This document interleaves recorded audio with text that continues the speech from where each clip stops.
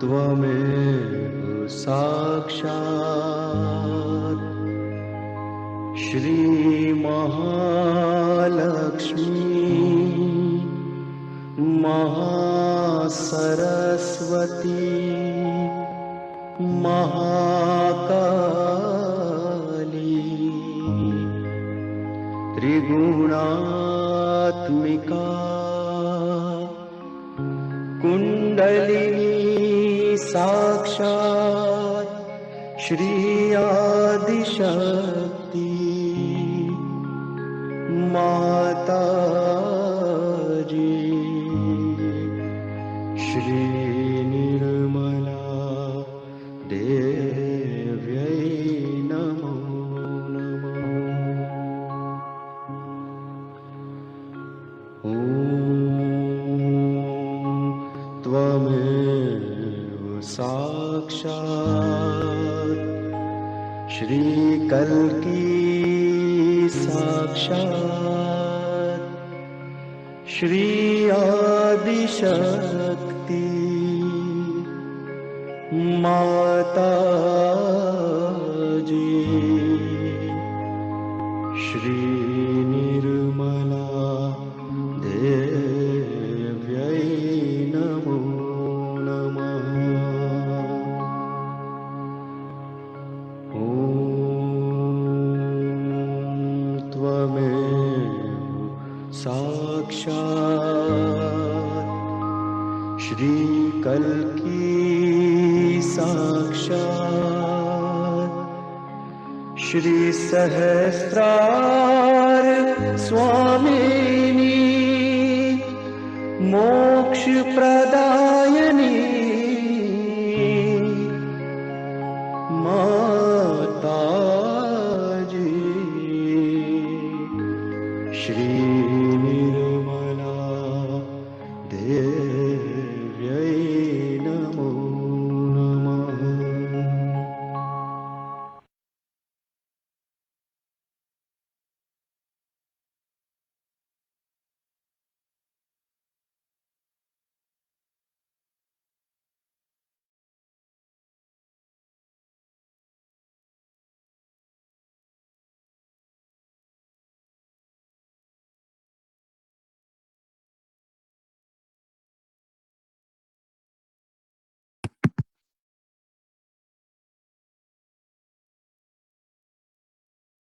நாம் 2 கைகளையும் பூமி தாயின் மீது பதிப்போம்.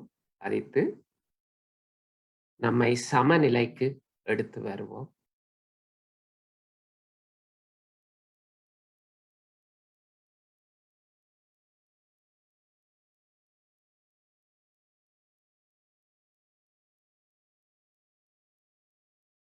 நம் நாடிகள் மற்றும் உடலில் இருக்கும் அனைத்து உபாதைகள், எதிர்மறை சக்திகள், இவை அனைத்தையும்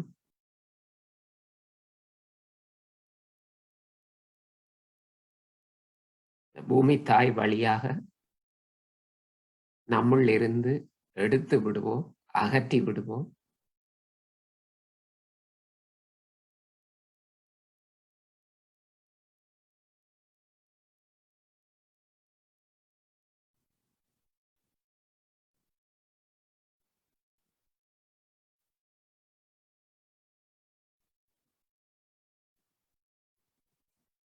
ஒரு சிறிய மந்திரம் கூட்டாக சொல்லலாம்.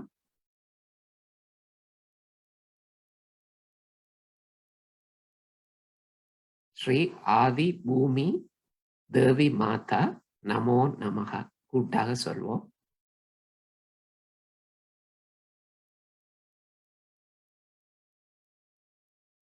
ஸ்ரீ ஆதி பூமி தேவி மாதா நமோ நமஹ.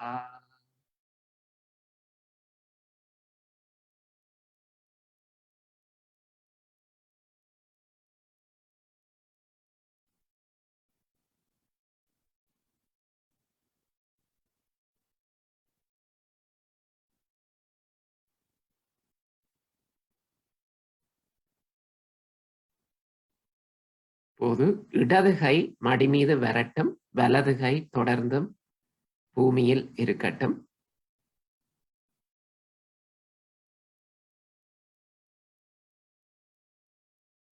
கவனத்தை இடது நாடியில் வைத்து பிரார்த்திப்போம்.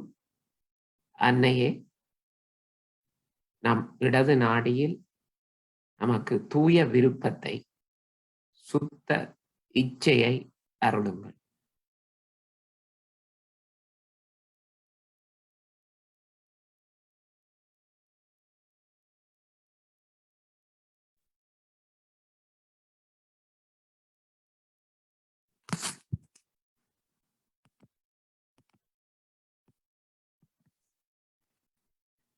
இடது கை மடி மீது வரட்டும்,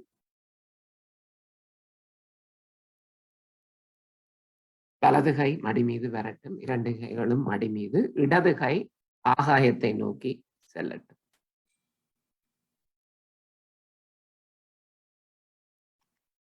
வலது நாடியை சமநிலைப்படுத்துவோம்.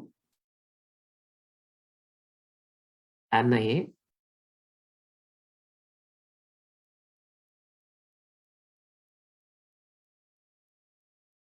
நம் செயலினால், சிந்தனையினால் நம்முள் குவிந்திருக்கும் எல்லா வெப்பத்தையும் இந்த ஆகாய மார்க்கமாக நீக்கிவிடுங்கள்.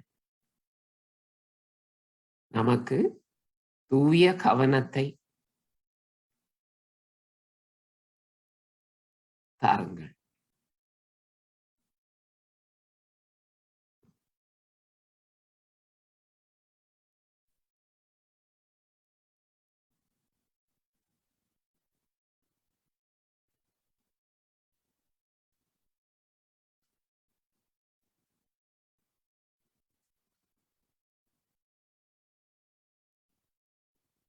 தற்போது இடது கையை நம் கல்லீரலில் வைப்போம். வலது பக்க வயிற்றின் மேற்பாகத்தில்.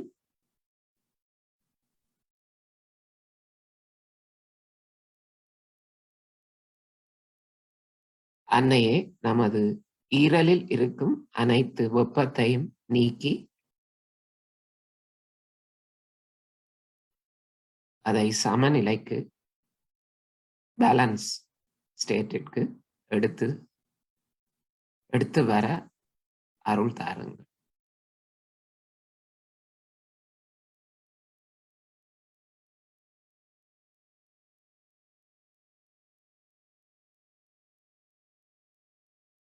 இடது கை மடி மீது வரட்டும், 2 கைகளும் மடி மீது.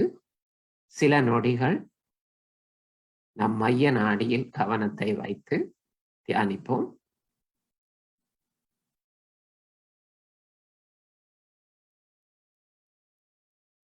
அன்னையே, நமது கவனம் எப்போதும் நம் மைய நாடியில். கடந்த காலத்திலோ அல்லது எதிர்காலத்திலோ இல்லாமல் நிகழ்காலத்தில் எப்போதும் இருக்கட்டும். நம் ஆத்ம வளர்ச்சிக்கான பாதையில் எப்போதும் இருக்கட்டும்.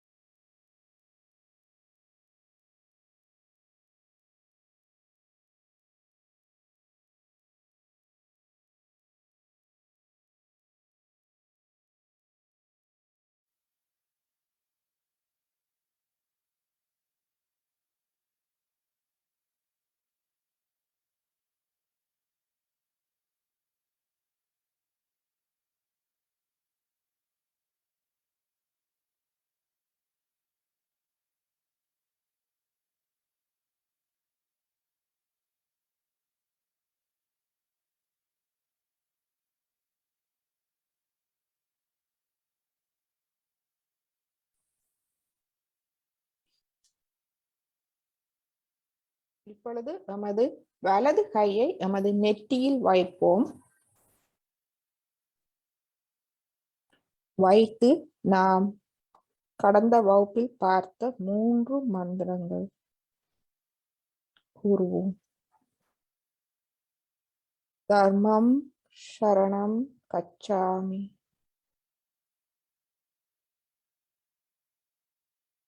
நான் என் நற்பண்புகளுக்கு சரணடைகிறேன்.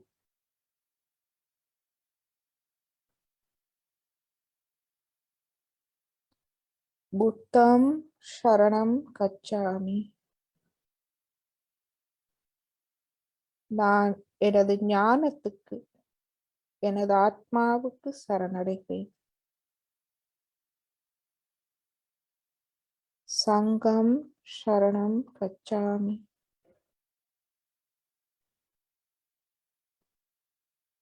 நான் சகஜ கூட்டமைப்பு ஆத்ம விழிப்புணர்வு பெற்ற ஆத்மாக்களின் கூட்டமைப்புக்கு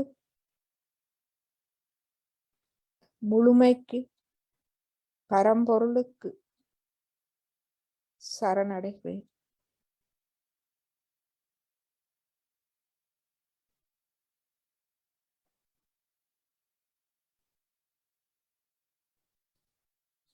இப்பொழுது நமது வலது கையை மடியில் கொண்டு வருவோம்.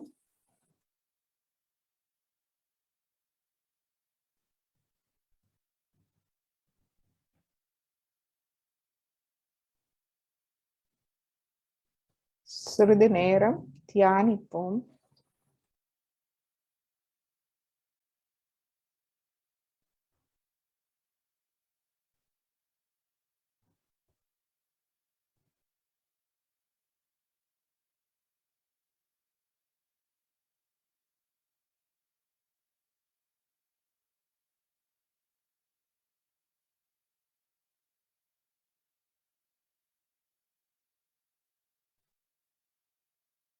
நமது வலது கையால் முள்ளந்தண்டு வழியாக குண்டலினி அன்னையை முள்ளந்தண்டு வழியாக மேல் கொண்டு வருவோம். சஹஸ்ராராக்கு மெதுவாக கொண்டு வரும் போது எமக்குள் இருக்கும் ஆத்மாவின் நற்பண்புகள் நமது ஒவ்வொரு சக்தி மையத்தாலும் அவை எமக்குள் வளர்ச்சி அடைகிறது. அதை நினைவு கூறுவோம். நமது மூலாதாரம், சுவாதிஷ்டானம், நாபி, அநாகதம், விஷுதி, ஹம்சா, ஆக்யா, சஹஸ்ரார.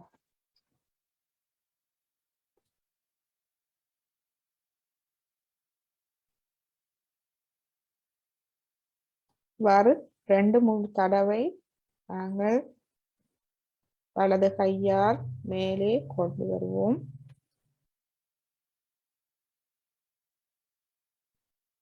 கொண்டு வந்த பின்பு நமது வலது கையை தலை உச்சியில் 2-3 அங்குலம் மேலே வைத்து சிறிது நேரம் நமது கவனத்தை தலை உச்சியிலும் இரு உள்ளம் கைகளிலும் வைத்து தியானத்தில் இருப்போம்.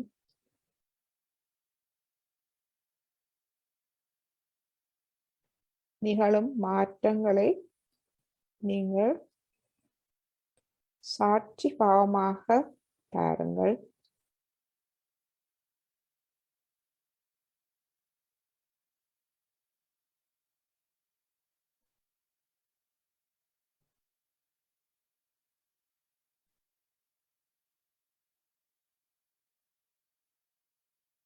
எண்ணங்கள் வந்தால்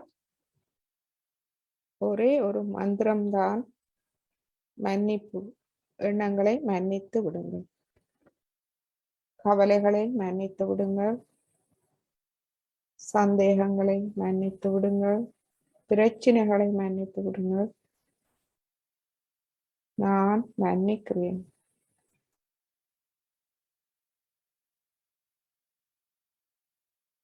யாராவது தொந்தரவு பண்ணினால் மன்னித்து விடுங்கள். மன்னிப்பு மாபெரும் சக்தி. மன்னிக்கும் போது நாம் நமது பிரச்சனைகள் அனைத்தையும் பரம சைத்தன்யம் இறைவன் உடைய அன்பு சக்திக்கு சரணாகதி அடைக்கிறோம்.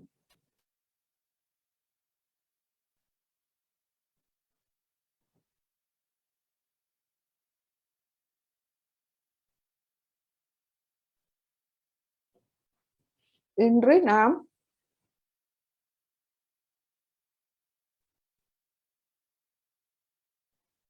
மூலாதார சக்கரத்தில் வீற்றிருப்பவர்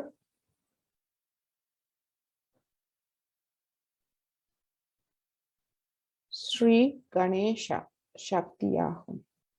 மூலாதாரத்தின் சக்தி கள்ளம் கபடமில்லாத குழந்தை உள்ளம். அவருடைய ஸ்ரீ கணேசரின் சக்தியாகும்.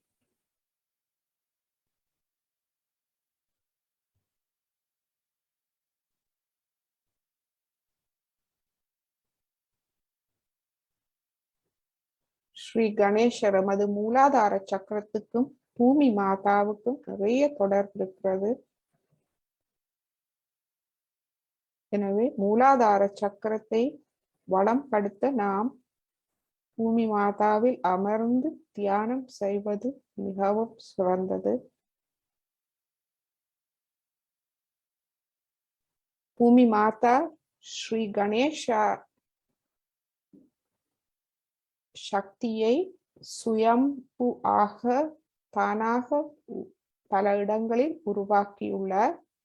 அதில் ஒரு இடம்தான் நீங்கள் இந்த திரையில் பார்ப்பது. ஆஸ்திரேலியாவில் உருளு மலை.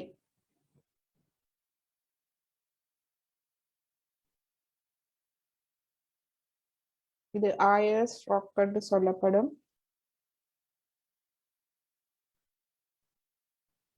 இதனுடைய நுண் அதிர்வுகளை மூலமாக நாம் இதனுடைய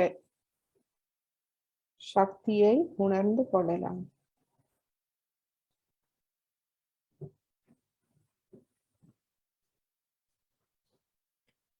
மற்றும் ஸ்ரீ கணேசர் நமது மூலாதார சக்கரத்தில் ஸ்ரீ கணேசரை துதிக்கும் the highest praise. அதி உன்னதமான துதி ஸ்ரீ கணேச ஆதர்வ சேஷம். எனவே நீங்கள் எமது மூலாதார சக்கரத்தை நாம் வளம்படுத்துவதற்கு வசதி ஏற்படும் போது நாம் வெளியில் பூமி மாதாவில் அமர்ந்து இந்த ஸ்லோகத்தை நாம் கூறும் போது நிச்சயமாக நாம் அது நமக்குள் வேலை செய்வதை நாம் உணரலாம். எனவே இன்று முதலில் நாம் அந்த ஸ்ரீ கணேஷ ஆதர்வ சேஷம் நமது மூலாதார சக்கரத்தில் கவனத்தை வைத்து சமஸ்கிருதத்தில் கேட்போம். அதற்கு முன் அதனுடைய தமிழ் ஆக்கத்தை பார்ப்போம். எனவே நாம் தொடர்ந்து தியானத்தில் இருப்போம். இது நமது வலது நாடி, இடது நாடி. நமது இடது நாடியும் மூலாதார சக்கரத்திலிருந்து ஆரம்பிக்கிறது. நமது இடது நாடியை முழுமையாக தூய்மைப்படுத்த மிக சிறந்த ஸ்லோகமாகும். எனவே எமது இடது கை மடியிலும் வலது கை பூமியிலும் வைத்து, நாற்காலியில் இருப்பவர்கள் நீங்கள் பூமியை நோக்கி வைக்கலாம். கவனம் சஹஸ்ராரத்திலும் மூலாதார சக்கரத்திலும் வைத்து தியானத்தில் இதை நாம் எல்லோரும் கேட்போம். முதலில் நான் தமிழ் ஆக்கத்தை வாசிக்கின்றேன். இது ஒரு பிரார்த்தனை ஆகும், துதி ஆகும். மது மூலாதார சக்கர பண்புகளை துதிக்கும் ஓர் துதி. ஓம் ஓம் ஸ்ரீ கணபதியே, சர்வ மங்களத்தை தருபவரே வணங்குகிறேன். எல்லா தத்துவங்களுக்கும் மூலம் தாங்களே, எல்லா செயல்களுக்கும் மூலம் தாங்களே, எல்லா தர்மங்களுக்கும் மூலம் தாங்களே, தீர்க்கமான முடிவெடுக்கும் ஞானத்தை அருள்பவரே, எல்லா கல்வி அறிவுக்கும் ஞானத்துக்கும் ஆதி மூலம் தாங்களே, வைராக்கியத்துடனும் சத்தியத்துடனும் கூறுகிறேன். நீங்களே உள்ளும் புறமுமாக எங்கும் நிறைந்திருக்கிறீர்கள். நீங்களே ஸ்தூலமாகவும் சூட்சுமமாகவும் எங்கும் வியாபித்திருக்கிறீர்கள். ஸ்தூல சக்தியும் சூட்சும சக்தியையும் வரமாக அளிக்க வல்லவரும் தாங்களே. எல்லா தர்மங்களுக்கும் கோட்பாடுகளுக்கும் சிந்தனைகளுக்கும் மூலமும் தலைமையும் தாங்களே.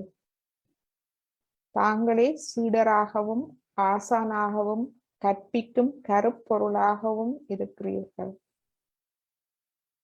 எல்லா தத்துவங்கள் மீது முழு அதிகாரம் கொண்டவர் தாங்களே.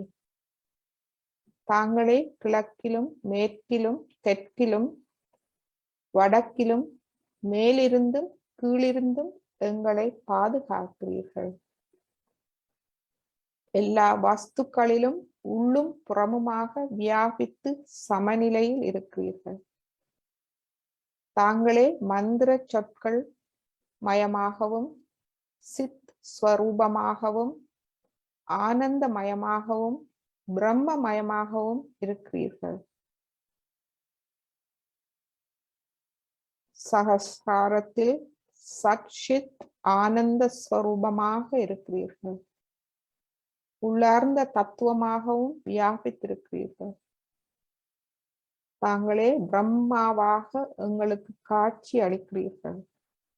தாங்களே ஞானமயமாகவும் விஞ்ஞானமயமாகவும் விளங்குகிறீர்கள். உலகில் உள்ள எல்லா இயக்கங்களையும் கண்காணித்து வருபவர் தாங்களே. உலகில் உள்ள மக்களை 10 திசைகளிலும் இருந்து பாதுகாப்பவர் தாங்களே. எல்லா உயிர்களையும் உள்ளீர்த்து ஆத்மாவில் லயப்பட அருள் புரிபவர் தாங்களே. உலக மக்களை அறவழியில் மேன்மையடைய செய்பவர். பூமி தத்துவமாகவும் உயிர்களுக்கு சுத்த இருப்பையும் சித்த சுத்தியையும் அளிக்க வல்லவரும் தாங்களே. தாங்களே சத்தியமான வாக்கில் பரா பாஷ்யாதி மத்தியமா மற்றும் வைகாரி அம்சமாக இருக்கிறீர்கள். தாங்களே முக்குணங்களான ரஜோ தமஸ் சாத்வ குணங்களை கடந்தவர். தாங்களே தேக இருப்பை கடந்தவர். தாங்களே 3 காலத்தையும் கடந்தவர். மூலாதாரத்தில் எப்போதும் வாசம் செய்பவர். சக்தி ஸ்வரூபமான கௌரி அன்னைக்கு காவலாகவும் மகாலட்சுமி மகாகாளி மகா சரஸ்வதி ஆகிய சக்தி அம்சங்களுக்கு துணையாகவும் இருப்பவர்.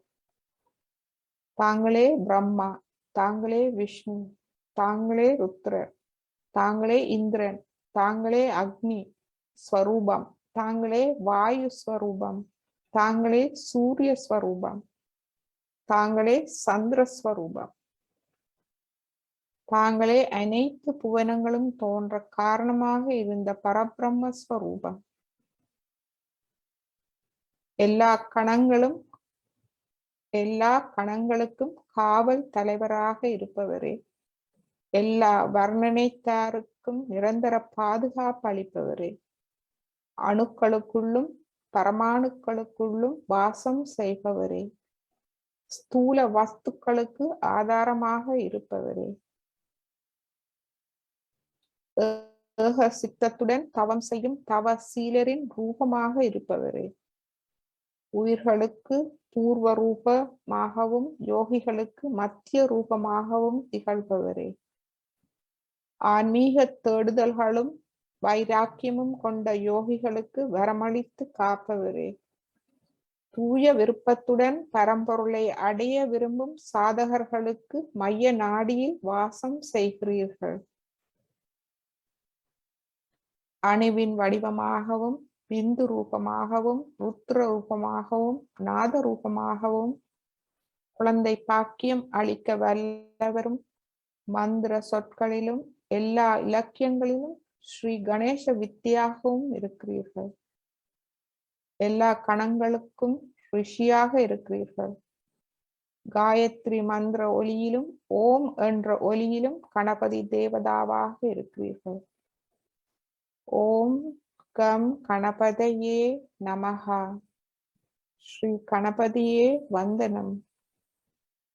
ஒற்றை தந்தமுடைய வக்ரதுண்ட கணபதியாக பாதுகாப்பளிப்பவரே, ஒற்றை தந்தத்துடனும் 4 புஜங்களுடன் பாசம் அங்குஷம் ஆகியவற்றை தரித்து கொண்டு முரம் போன்ற காதுகளை உடையவரே, மூஷிகத்தை வாகனமாக கொண்டவரே, வணங்குகிறேன். சிவந்த நிறமுடையவர், பெரிய வயிற்றை உடையவர், சிவந்த ஆடை அணிபவர், சிவந்த மலர்களால் பூஜிக்கப்படுபவர், பக்தர்களால் இதயபூர்வமாக ஈர்க்கப்பட்டவரே, பிரகிருதியை தேகமாக கொண்டவரே, ஆவிகள் பூதங்கள் தோன்றுவதற்கு முன்பே ஆதி புருஷனாக தோன்றியவர். யோகிகள் எப்போதும் இவரை தியானிப்பார்கள். யோகிகளுக்கு வரம் அளிப்பவர் இவரே. எல்லா தெய்வங்களிலும் முதன்மையானவர். ஒற்றை தந்தத்துடன் எல்லா துக்கங்களையும் போக்குபவரே, சிவகுமாரனே. மங்களத்தை தர வல்லவரும் எங்களுக்கு வரமளிக்கும் மூலாதார மூர்த்தியே, நமோ நமஹா. சாக்ஷாத் ஸ்ரீ ஆதிசக்தி மாதாச்சி ஸ்ரீ நிர்மலா தேவ்யை நமோ நமஹா.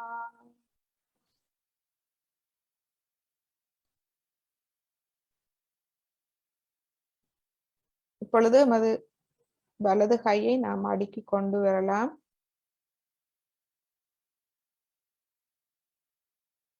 இப்பொழுது சமஸ்கிருதத்தில் நாம் கணேச ஆதரவு சேஷத்தை கேட்போம். அதற்கு முன்பாக உங்களுக்கு எந்த சக்கரம் கவனிக்கப்பட வேண்டும் என்று நீங்கள் நினைக்கிறீர்களோ அந்த சக்கரத்தில் உங்கள் வலது கையை வையுங்கள். வைத்து கணேச ஆதரவு சேஷத்தை கேளுங்கள். ஏனென்றால் உடலில் எந்த பாகத்திலும் உங்களுக்கு கவனிப்பு தேவையாய் நீங்கள் அந்த பாகங்களில் கையை வைத்து கணேச ஆதரவு சேஷத்தை நீங்கள் ஒரு முகமாக கேட்கலாம். இங்கு நாம் கவனிக்க வேண்டியது, நாம் ஒன்றும் செய்வதில்லை. அனைத்தும் பரம சைத்தன்யமே செய்கிறது. எனவே முழுமையான அர்ப்பணிப்போடு நாம் இதை நமது தியானத்தில் கேட்போம்.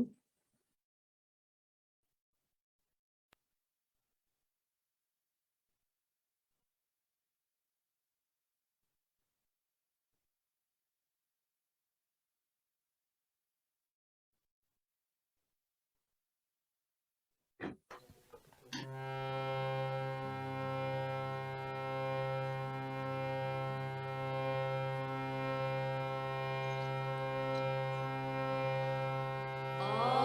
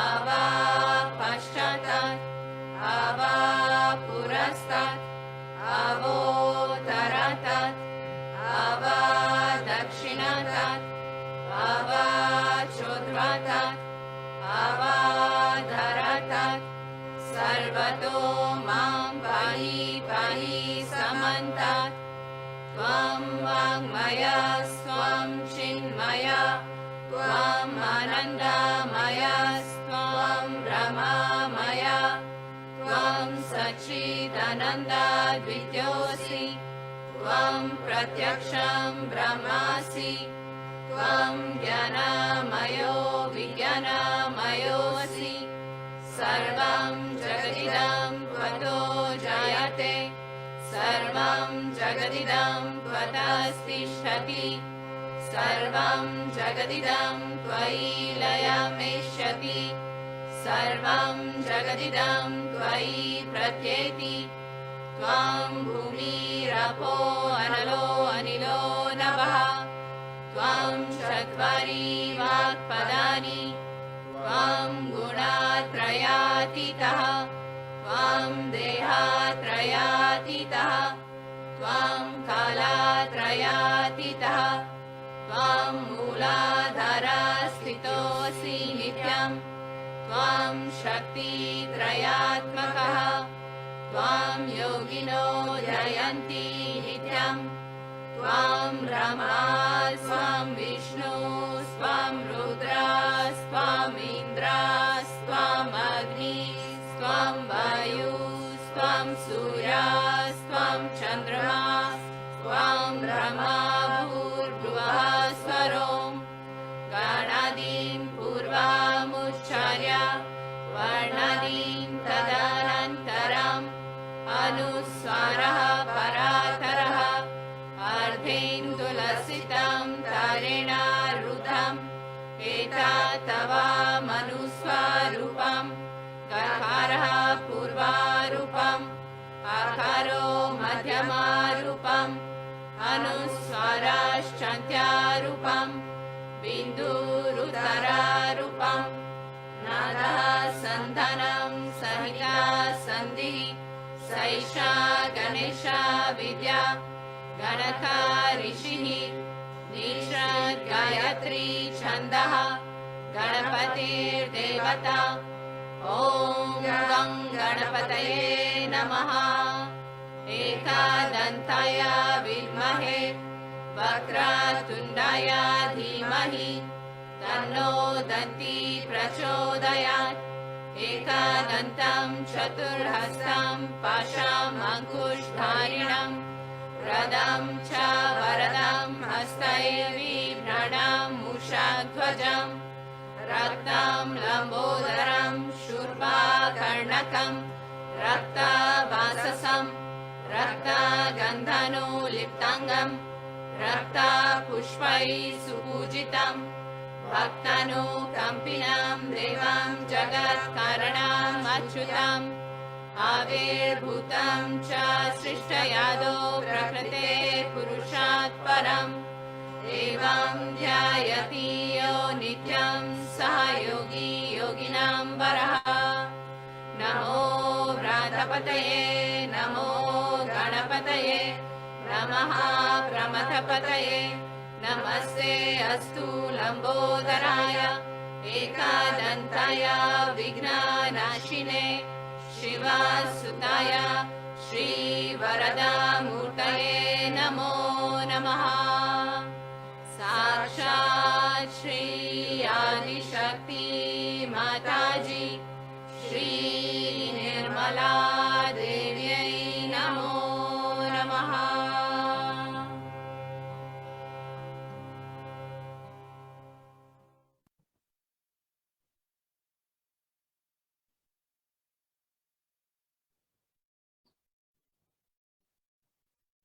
இரு கைகளையும் நாம் மடியில் கொண்டு வந்து இரு கைகளையும் திறந்து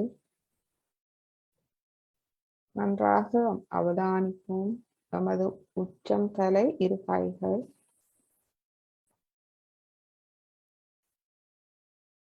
மற்றும் நமது தியான நிலை. நமது மனம் அமைதியான நிலையில் இருக்கிறதா? தியான நிலையில்.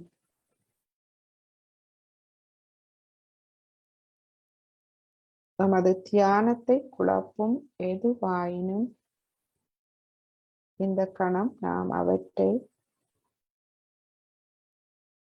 சரணடைத்து விடுவோம்.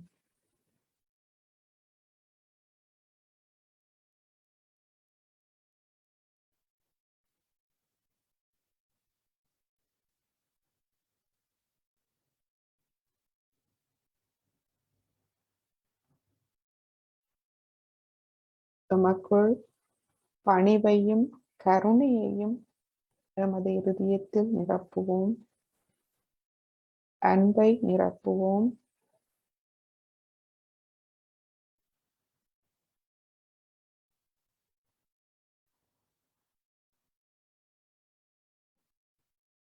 அதன் மூலமாக நாம் அனைத்தையும் மன்னித்து விடுவோம்.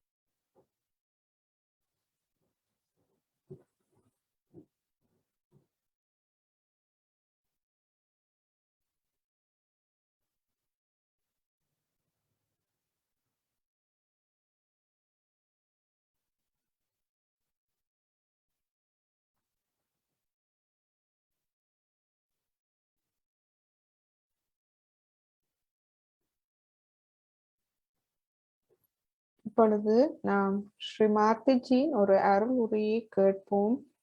ஸ்ரீமாத்திஜி ஸ்ரீ கணேஷா அவர்களின் பண்புகளை பற்றி உரையாற்றுகிறார். முக்கியமாக அவர் கள்ளம் கபடமில்லாத குழந்தை உள்ளம் கொண்டவர், மிகவும் பணிவு நிறைந்தவர். இதனாலேயே அவர் மிகவும் விவேகம் ஞானம் நிறைந்தவராக இருக்கிறார். எனவே நாம் ஸ்ரீமாத்திஜியிடம் கேட்போம். ஸ்ரீமாத்திஜி, எமது மூலாதார சக்கரத்தில் ஸ்ரீ கணேசரின் அனைத்து பண்புகளையும் ஒளியூட்டி எமக்குள் அவற்றை ஒளிரச் செய்யுங்கள். இப்பொழுது நாம் உரையை கேட்போம். தொடர்ந்து தியானத்தில் இருந்து நாம் அதை கேட்போம்.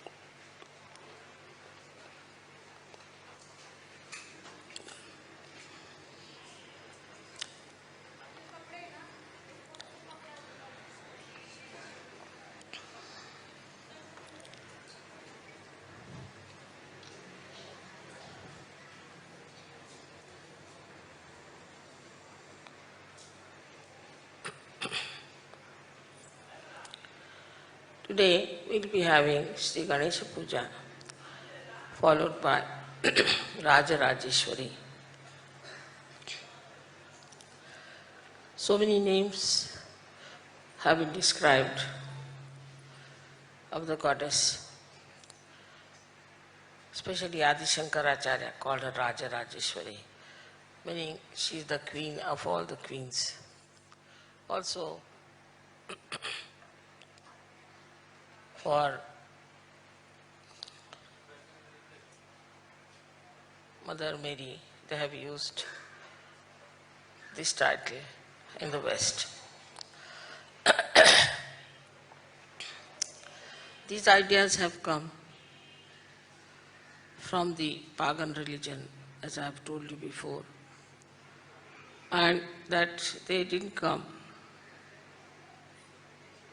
by the description of Mother Mary in the Bible. That shows that there has been a lot of changes into the script of Holy Bible. Also, there has been a lot of changes in the script of Indian scriptures, even Gita.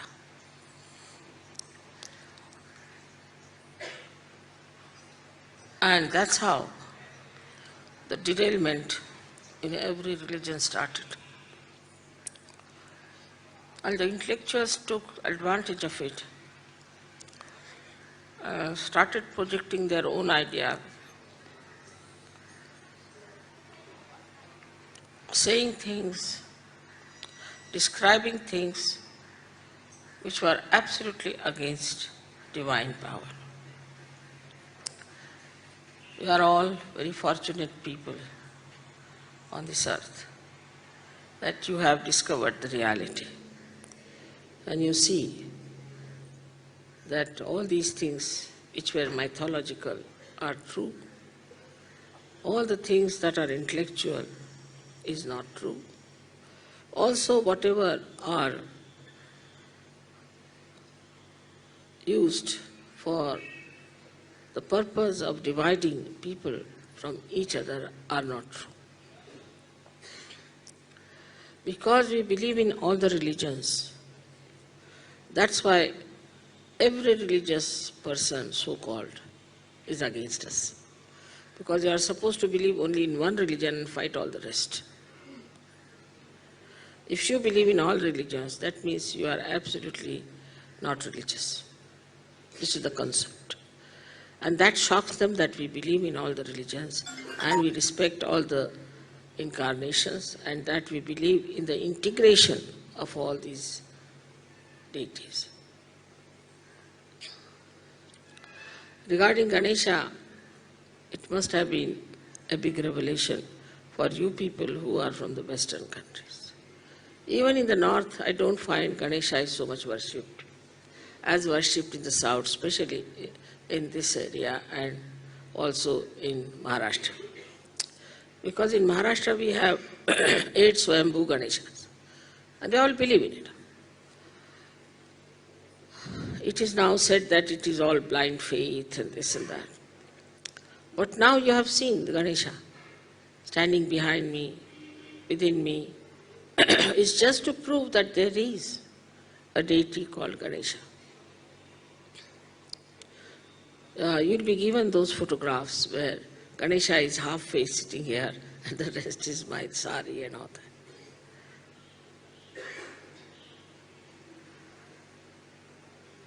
But all this is to convince you that there is a deity which is Sri Ganesh and that he works through Mooladhara. This knowledge was known to Indian people thousands of years back. This Kuchipudi dancing started 7th century before Christ. So you can imagine the concept of Ganesha must have been thousands of years back. So the people were very much evolved spiritually in this country and they knew what are the deities are, how they look like, what are their functions are. Though it was a secret knowledge for the general public, but whatever the saint said was accepted because there was no ego about it. I have been trying to locate why in the West people develop so much of ego. Still I have not been able to find out the basic reason. Why this kind of aggressiveness comes in through the ego part. One can say that competitiveness and all that, but this has been the history in the West, that even the people who followed Christ, which was nothing but humility, absolutely writ large, everywhere. Still those people were so aggressive. Now the humility is the main thing one has to understand. And you'll be surprised, the humility is called as Vinay, which is the quality of Sri Ganesha. Vinayaka. Vidya Vinayana Shobhati. Vidya means the knowledge is only decorated with humility. So the humility you saw yesterday of these great artists and the great gurus who were there. The guru invited me to his academy and he made all kinds of offerings as they would do to a goddess. I was so much touched. The ready acceptance of me and of Sajava. Even this Kalakshetra, which was dominated by Theosophical Society, though this lady didn't bother so much about Theosophical Society, and she had created this big auditorium and all that, and everything she dedicated to art. She didn't allow Theosophical Society enter into it. Despite all that, how they accepted me, all of them, you can see so clearly their devotion and understanding. To be humble with a saint is absolutely an unwritten law of this country. And a saint is not to be challenged, not to be dominated. Whatever the saint says must be accepted. So the first quality that Ganesha should give us is Vinay. Vinay meaning the humility. The humility is not superficial. Like we go on saying, sorry or excuse me, I'm afraid. Not that way. It's not vachik. It's not just lip service. But from within, the humility has to come. Now the humility is, of course, is always marked by ego. And the ego just keeps you afloat. And you never understand that you have been egoistical. Even when I talk about ego, people think that mother is saying about somebody else there. They never think it's me who has this ego. So Ganesha is the killer of ego. Because humility is the only thing that really can neutralize your ego. To humble down yourself, you have to see what. For example, in this country you have come very simple people, you see, living very simply. They don't have all these sophisticated things around them. Eating with their hands, eating on the plantain leaves, you see. And according to certain ladies who have lived here, the Westerners, they think they are all primitive. But see the way they have developed this art. This kind of swiftness and this kind of, even jumping this kind, you cannot achieve. Now, what is the reason for this kind of working? Is humility towards art. Art is to be respected. A guru is to be respected. Respect is the only way to learning anything. That is sort of ingrained in an Indian blood, I think. That you must obey your guru implicitly. Implicitly. And this guru is training so many people there, so many girls there. Not for anything but just to express his art. He doesn't get much money, I could see that. They have very little provision, and also he doesn't charge too much. But the dedication he has is like the dedication of Sri Ganesha to his mother. And the way he is completely drawn into it, All other things are not important. So for humility, you have to withdraw your attention from other things. This is an extremely important thing. If your attention is going to your other problems, this, that, or if you are trying to come to Sahaja Yoga through other channels, it's not going to work out. You have to humble down in your heart. Absolutely humble down. He's innocent, that's why he's humble. If you are not innocent, then you cannot be humble. Sign of innocence is humility.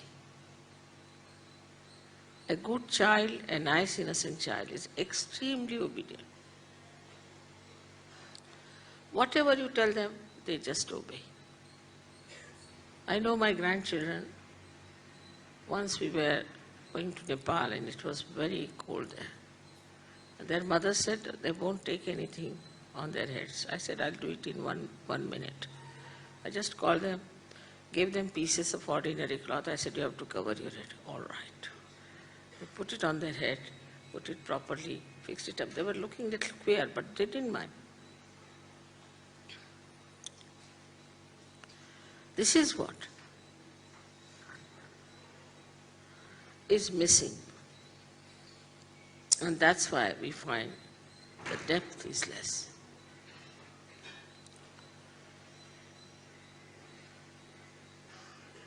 Not just only the conditionings. I would not say the conditioning.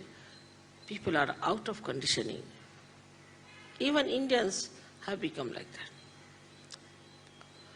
It's difficult for them to be humble. Very difficult. You may call it Western influence, or maybe that they have forgotten their past.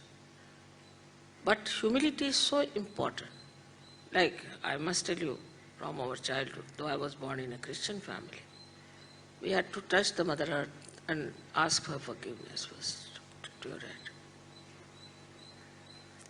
Then touch the feet of your parents and all elders in the family, isn't it so? Touch everybody's feet who are elder in the family.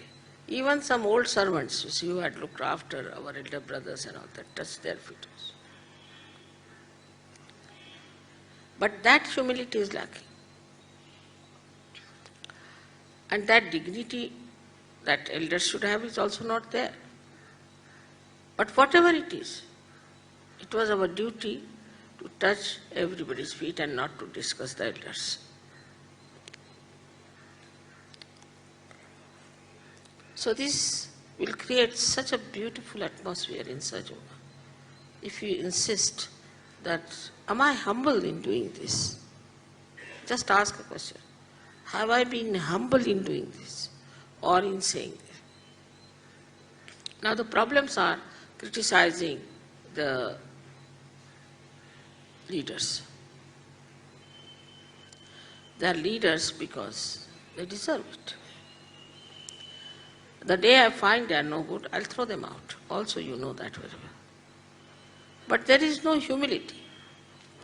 Then the humility is replaced by ego. And that ego creates an ego in the leaders. The leaders become egoistical. And so many leaders are thrown out. I mean, I just don't know where the balance has to come, whether I should blame the members or the leaders. So, Mother has appointed them as leaders. So let us be humble. After all, there must be some reason why Mother has asked them to be the leaders. Why should we try to quarrel with them, find faults? Like a union, we form.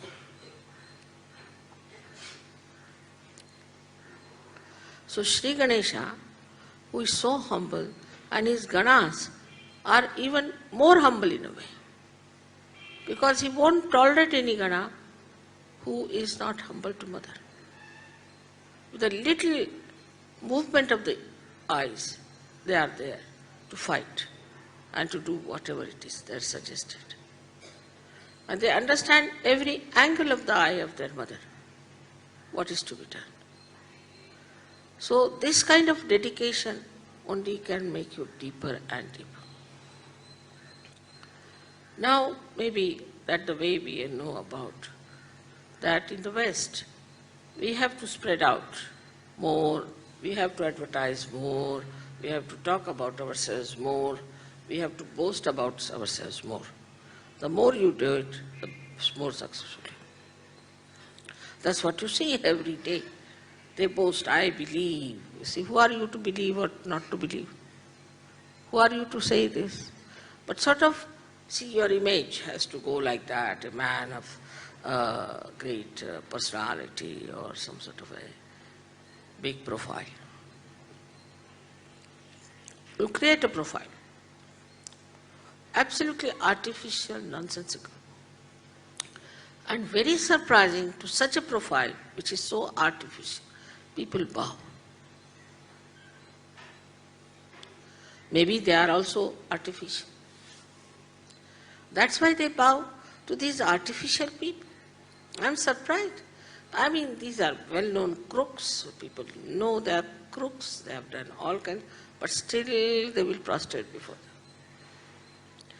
Because maybe that they want some sort of a material advantage out of it.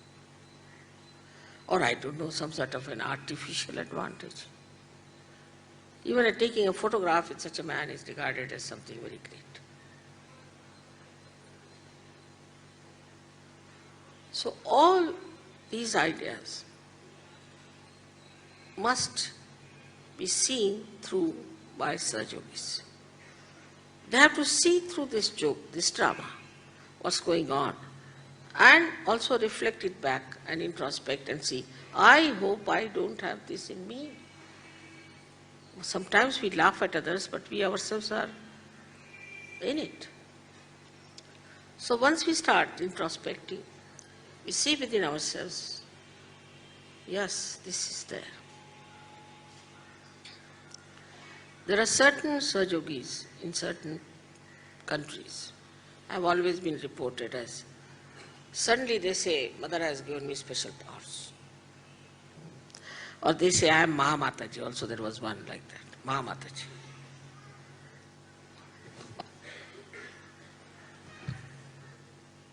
I've never said I am Mataji even. You people call me that. I've never said that. But he said I am Mahamataji. We can call him mad, you can call him anything. But it is definitely his arrogance has prospered in such a way that he doesn't see what he's talking about.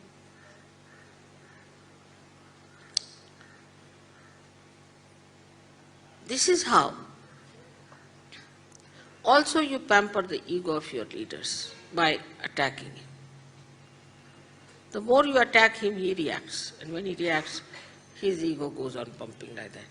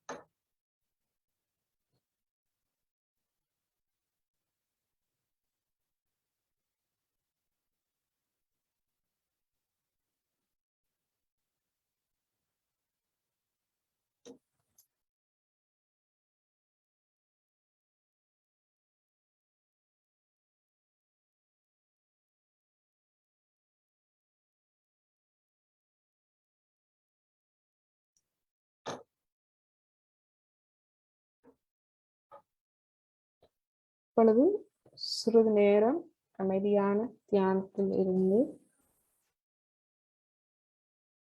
Kundalini எழுப்பி கவசம் விட்டுக்கொள்ளும்.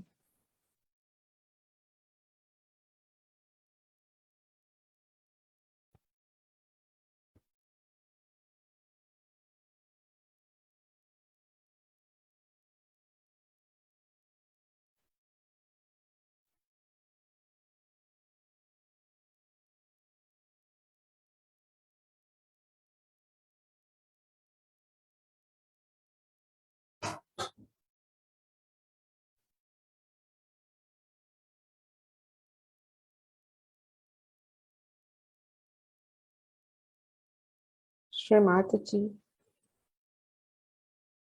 இன்று நமக்கு இந்த கூட்டு தியானத்தை அருளி ஸ்ரீ கணேசரின் பண்புகளை எடுத்துரைத்து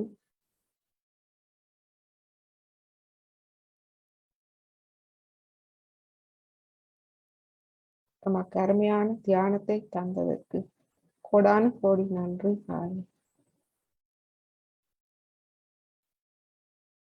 ஸ்ரீ கணேசர் அவருடைய குழந்தை மனம் பணிவு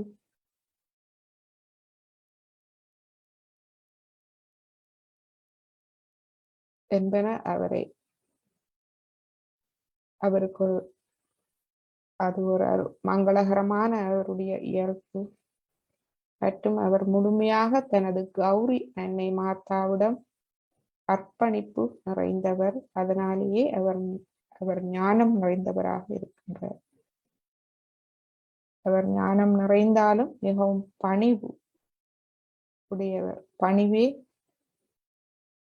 மாதாஜி சொல்றார்கள், ஞானம் உள்ளவர்களுக்கு பணிவு ஒரு அலங்காரமாக பணிவு அவர்களை அலங்கரிக்கிறது. அங்கு அகங்காரம் இல்லை.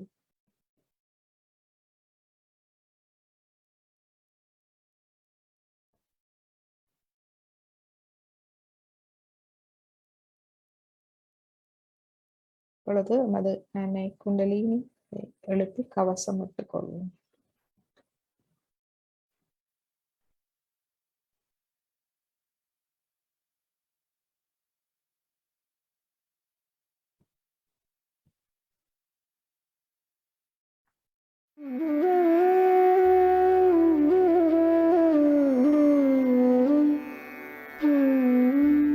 Left hand has to be put in front like that, and the right hand is to be turned in a clockwise manner. Let's do it like that.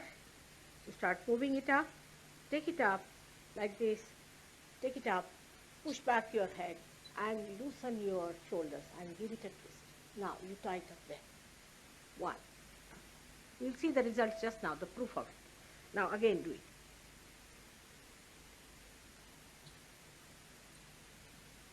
Take it up, push back, give it another time. Now the third one has to be 3 times you have to tighten. Again do it. It's very simple. Everybody can do it. 1, 2, and 3. Like this. And give a kind of a protection to your aura. Now 1, this one protection to the 7 centers, so 7. Then 2, then again the 3, then the 4, then the 5, all the centers, then to the 6, and then to the 7.